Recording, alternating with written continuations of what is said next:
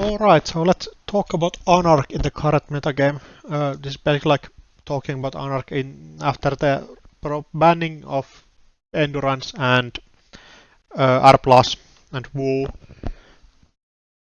So if we think about anarc is now, I think, uncontestedly considered the best faction in the game. Anarch can play every game style. There's aggro, mid-range, and control that Anarch can play like really good. Anarch also has like best econ, best breakers, or at least good breakers, and the best multexes in the game. So Anarch has really huge amount of influence because there's no like key imports that Anarch needs to bring over. Like every other corporation, every other runner has to bring a paperclip into their deck to be considered good. If we look at the like AMT deck results or amount of play that each faction saw, there's huge amounts of like traction that Anarch has gained. There are basically like 15% every week that Anarch is being played every month. For like good reason. There's only like real competition is from like Tag Me Zaya and 419 as the like best things that are competing against Anarch. Also there might be something for like Shaper, but I don't think that's really realized currently. If we talk about like runner econ, there's just the stuff that you don't need to interact the corporation with. You have stuff like Fermenter Liberated Accounted Poemu, which are like really busted cards. Fermenter was maybe struggling a bit before the banning of CyberDeck Sandbox, but currently I think like every competitive runner deck that is not ESA plays like 3 Fermenters and 2 Paladin Poems and some amount of Liberated accounts. Like Poem, for example, is just a wild, basically it's like Reseki that doesn't cost 2 to install and is a resource for some reason. And Anarch also has like really at least decent to good event economy. You have like Steelskin Scorings and Raindrops Cut Stone that ESA utilizes to get like a economy going. ESA also has the Ghost Tongue that helps play like all the econ packages. Anarch also has like really good breaker suite or stuff that bypasses eyes. Bin breakers are just complete like controlling how Anarch plays basically. Paperclip is the best breaker in the game, even without almost the ability to come back from the grave, and everything else you just pitch out for like more card advantage or something, and then you get to play them when you need to. MK Ultra and Black Orchestra struggle into some eyes, but cards like Bankar and Botulus are really good at counteracting those cards specifically. So if you run into a big ice like Anansi or something, you get through it with like for 2 credits basically, and the ice is pacified. Also, Anarch has so much influence that Anarch can actually import stuff like Bugalter and CodeGet breakers and stuff if they need to, just to stay competitive. Hippo also like fixes the strength of these bad breakers because you just need to deal with some ice once if the corporation is not playing actively against the Hippo. So you get more mileage out of Black Orchestra and MK Ultra. Also, the one thing that I mentioned was multi-access. Anarch is basically the only faction with like the good multi-access in faction, excluding Wake Implant from Criminal. That's also sometimes imported into Anarch. But like Stargate has been a staple of Netrunner for a long time. Twinning is really if you don't want to play Stargate, you often want to get some twinning things just to flush out HQ at some point. Like Reg Hoshiko at the start didn't really play twinning, but now I think most Hoshiko decks are on twinning, and twinning also get like imported into other decks that can like criminally can charge twinning with Cheswe, and stuff like the smoke can charge twinning with mantle. So twinning is just like a crazy card. Also not sabotage per se, but not multi-X per se, but sabotage works kinda in the same way that you just get to see multiple cards from the deck and from the hand, but also get like disruption included in that. So like Judge Tuskas and everything Esa does basically does not include multi-access because she gets the multi-access from sabotage. Here is my tier list, like for all the runner IDs. Like I'm explaining this a bit. Tier 1 is like stuff that is competitively currently really viable and has seen like been proven to work. Tier 2 is like rogue IDs that just do not fit the current meta but are really good decks, and somebody might find something that makes them really good at some point. Tier 3 are decks that would work in the current meta, but are a bit overshadowed or just do not like have the couple of things to fight well. And therefore are the deck ideas that just do not have enough to be viable currently. So first, going through alphabetically, Alice, solid tier 3.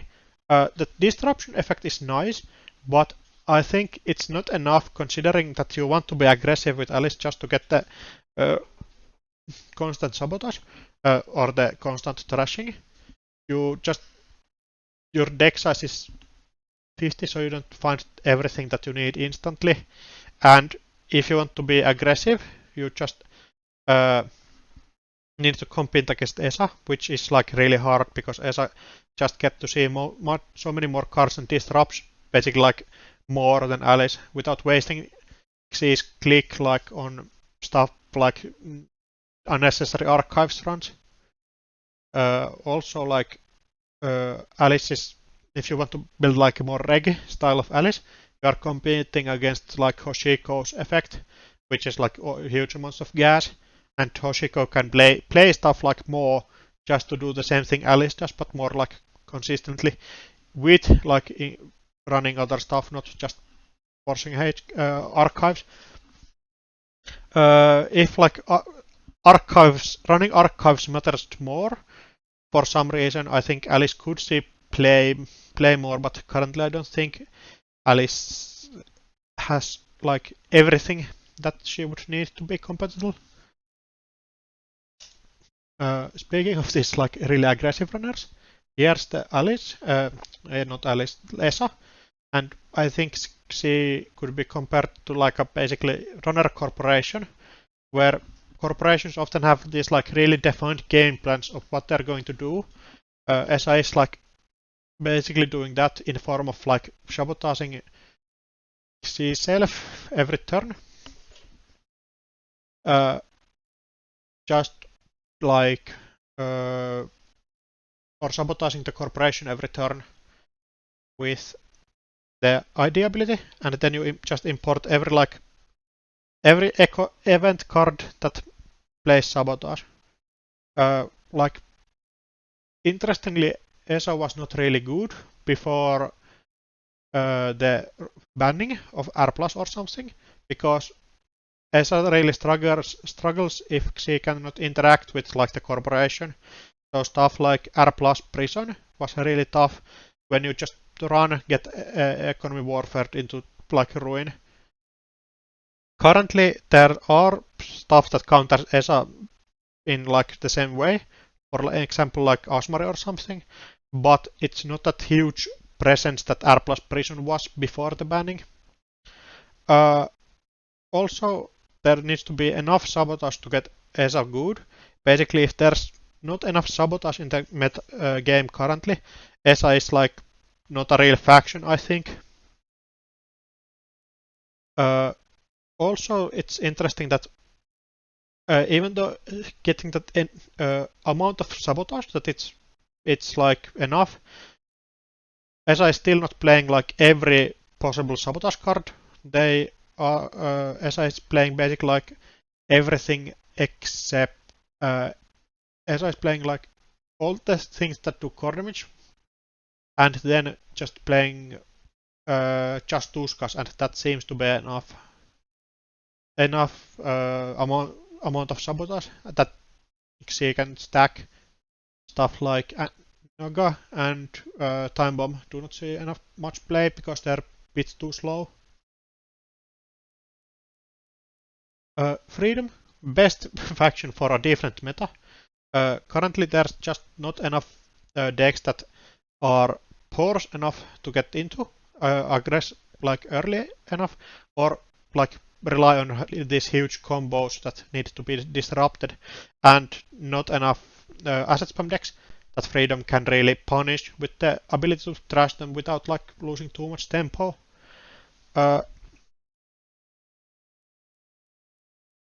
Freedom also is like often I find way too slow to be competitive.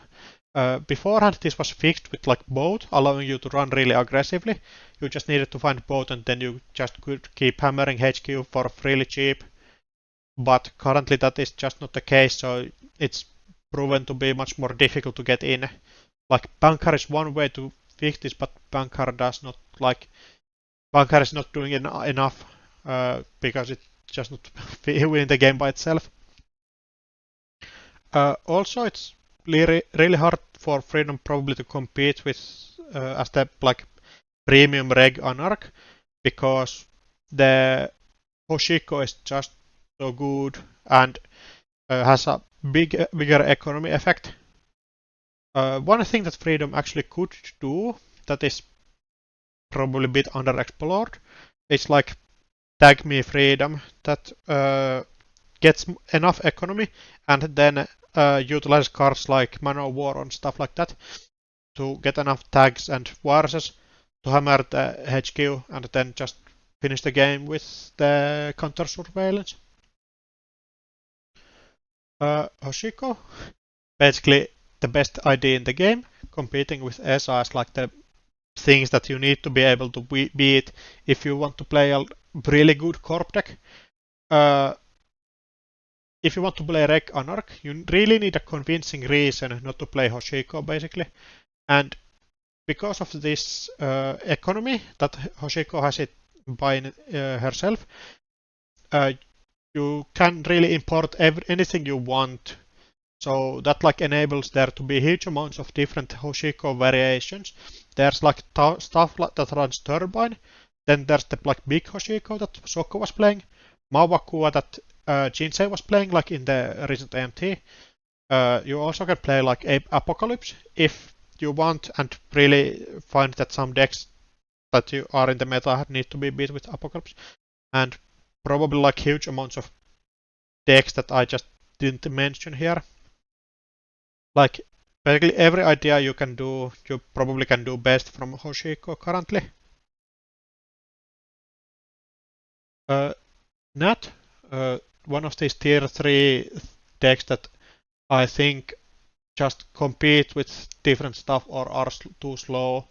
So like if you want to be aggressive on Gnat, you get basically better mileage from playing ESA. And if you want to play this Doom rig, you get just run over by all the fast corporations that are out there. Stuff like Outfit and Sportsmetal just probably run you over so hard. Also, Gnat's like ID ability hinges on him having so few cards in hand. So if Jinteki is popular, like currently Jinteki is, Gnat probably is like really hard to get full value from his ID considered to other IDs that do similar things. While I think Gnat has these problems, but if Jinteki falls down a bit, I think like Gnat could have something, but I don't think people have like found out what Gnat is like missing currently. Null. Tier 4, just this most boring man imaginable. your ID ability does just too little.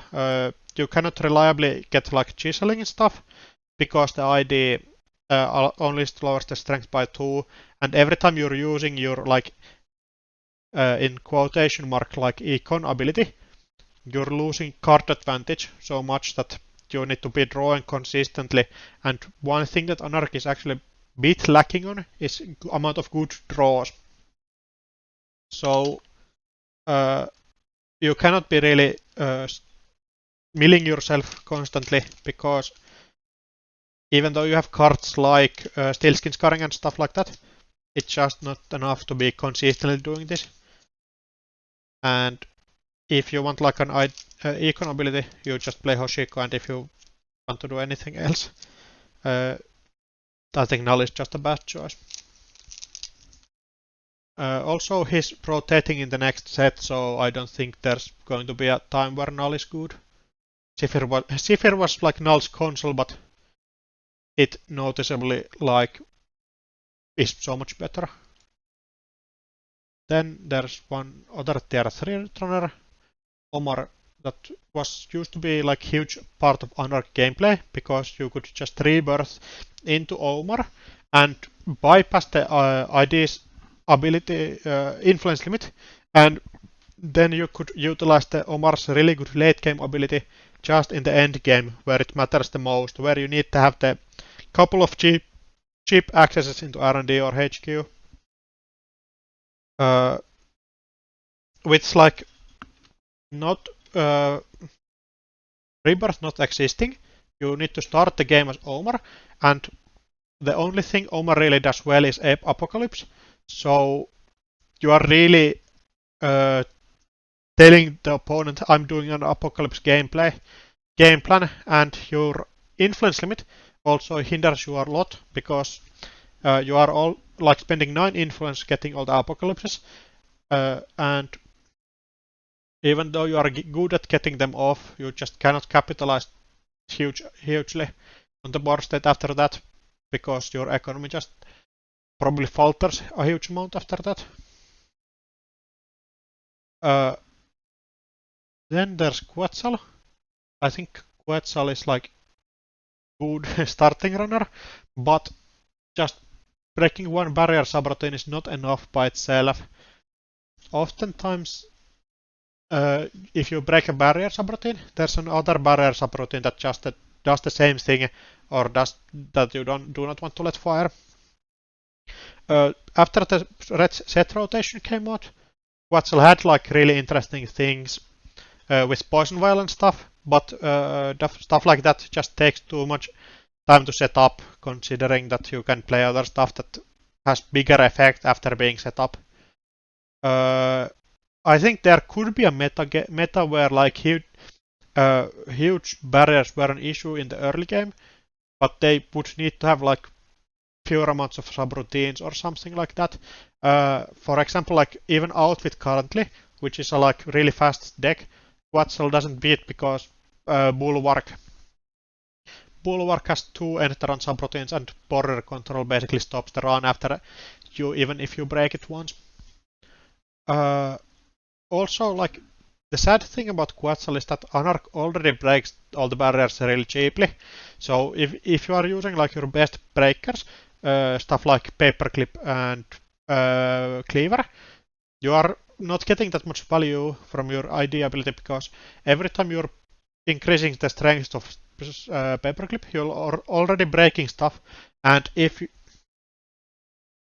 you are using Cleaver, you already break stuff so much cheaper, so you don't really gain anything from Quetzal's ability. Like considering, if you consider that Quetzal could be like a sentry or code gate breaker, you could really get some value out of the interaction between Quetzal and the Black Orchestra and MK Ultra, where you often need to pay 3 more just to get extra strength or extra subroutine breaks. Reina Roja joins Quetzal in the tier 4. The ID ability sounds good and the link sounds good, but it doesn't just end up mattering too much. You like need to run every turn if you want that to be consistent with credit denial, and you just cannot. The corporation often just raises 2 eyes in a turn, and then your ID ability basically does half the work it could do. Or also leaning into the ability is a bit hard in Anarch. You have Xanadu, but everything that like DRSs or something is like in criminal or in a different faction. So Reina does not like, you need to, if you want to lean on the ID ability, as you want to do in something like junk decks, you need to import so much stuff that you lose out on everything else. Also, I think the one interesting thing in Reina is basically the link that no other anarch ID currently has. So you could do stuff like security noxious Reina, but that often is just done better from decks like 419, or probably done even better as from like Hoshiko, where you get a link if you flip over, and if you are running security nexus, you're probably running consistently, I think. Then the last ID is Loop. Loop is only one that I was not really sure if he's tier 2 or tier 3. There's my mind may be biased a bit, like from startup results, where Loop is like the best reg anarch in the format, but I think Ren could have stuff if the meta was having more low cost to trash assets or something like that. Like Ren often competes with Freedom, with like the same design space and same deck playing base. So I feel Freedom often is the better choice in like asset heavy matchups, but I think if Ren get more support, I think that could help. Like if only thing that Ren gets to trash stuff is like Carnivore and Imp. So if cards like that would be more commonplace in the meta for some reason, I think Ren could be a much better choice. So there were the ideas, and last I'll talk about a bit of like future of Anarch in my opinion. Rotation is going to be huge for Anarch because the breaker suite Anarch has relied on for like 6 to 5 years is finally rotating out. So you need to really find different ways to get through stuff. So you need to go into some like really different way on like getting stuff like Cradle or stuff like other breakers, or you need to go in the way with Turbine and fixed strength breakers. That is like the real choice in my opinion. But you need to pivot and really stick to another way. There's already like a really good economic floor on the faction, so like there's not really any economic cards from rotating from Anarch. So I think Anarch will stay this like regular faction that can beat down any corp with just the economic advantage. Also, if there is going to be more sabotage, I think sabotage could be a like huge part of Anarch in the coming years if there's any more printed. It's hard to get into like reg anarchs, but if there's enough support for it, I think it will be one direction that decks could go. Also in the new set, I think Anarch is not going to change super drastically, except in the ways that you break ice. The economy stuff is just too solid for that.